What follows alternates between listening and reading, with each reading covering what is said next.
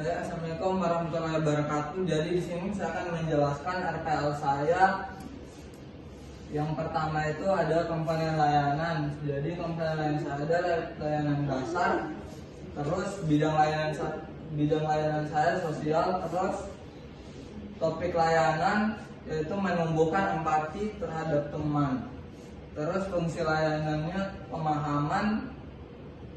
Tujuan umumnya peserta didik dapat memahami pentingnya sikap empati dalam hubungan sosial di sekolah. Terus tujuan khususnya yang pertama itu peserta didik mampu menjelaskan pengertian empati dan pentingnya dalam kehidupan sosial. Yang kedua, peserta didik mampu meyakini pentingnya empati untuk menjaga hubungan sosial yang harmonis. Yang ketiga, peserta didik mampu menunjukkan perilaku empati dalam situasi sehari-hari di sekolah. Terus SKPD-nya yaitu wawasan interaksi sosial. Yang pertama itu ada pengenalan.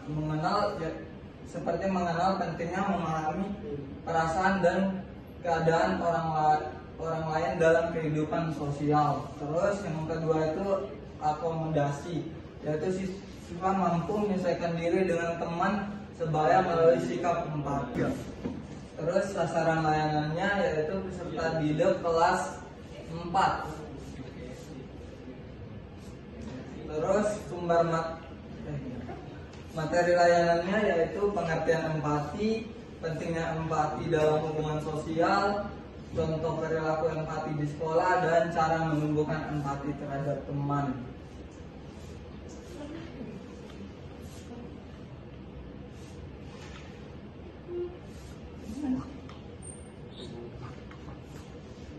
Dulu. Ya, Assalamualaikum warahmatullahi wabarakatuh. Jadi di sini saya akan menjelaskan inti dari FPL tadi, yaitu core point yang berjudul menumbuhkan empati terhadap teman. Jadi yang pertama itu penjelasannya, empati adalah kemampuan untuk memahami, merasakan dan menghayati perasaan orang lain seolah-olah kita berada dalam posisi mereka. Empati bukan hanya sekedar simpati seperti merasa kasihan, tetapi lebih dalam karena melibatkan kemampuan untuk masuk ke dalam dunia emosional orang lain. Contohnya, merasa sedih ketika teman menangis karena dimarahi guru, senang ketika teman berhasil meraih prestasi. Terus yang kedua itu pentingnya empati dalam hubungan sosial. Empati berperan penting dalam membangun dan menjaga hubungan sosial yang harmonis,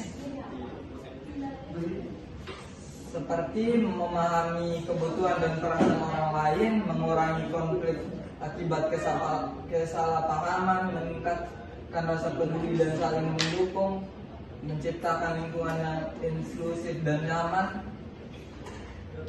Terus dampak tanpa empati, hubungan menjadi renggang, mudah terjadi pertikaian dan suasana tidak nyaman.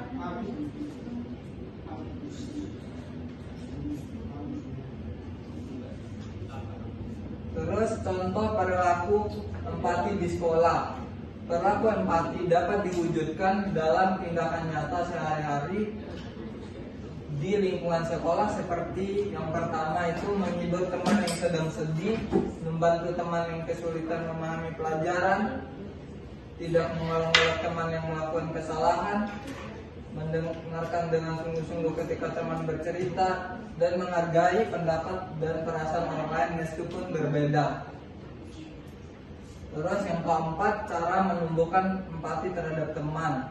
Empati bukanlah bakat bawaan, melainkan keterampilan yang dapat dilatih dan dikembangkan.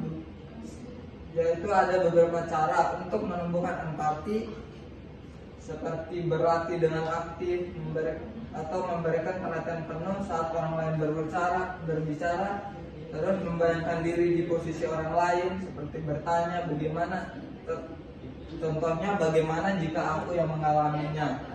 Terus membaca cerita atau menonton film yang menggugah empati. seperti untuk melatih kepekaan terhadap perasaan orang lain. Terus berbicara dari hati ke hati, seperti mengungkap perasaan dan mendengarkan perasaan teman. Terus refleksi diri, mengevaluasi apakah tindakan kita sudah mencerminkan empati. Terus kesimpulannya, keempat materi ini saling terkait dan dirancang untuk membantu peserta didik memahami konsep empati, menyadari pentingnya dalam interaksi sosial, mengenali bentuk nyata perilaku empati, serta mengembangkan kemampuan empati dalam kehidupan sehari-hari di sekolah dengan pendekatan kreatif problem solving atau CPS. Diharapkan peserta didik dapat lebih mudah menginternalisasi nilai-nilai empati dan menerapkan dalam konteks nyata. Sekian dari saya. Wassalamualaikum warahmatullahi wabarakatuh.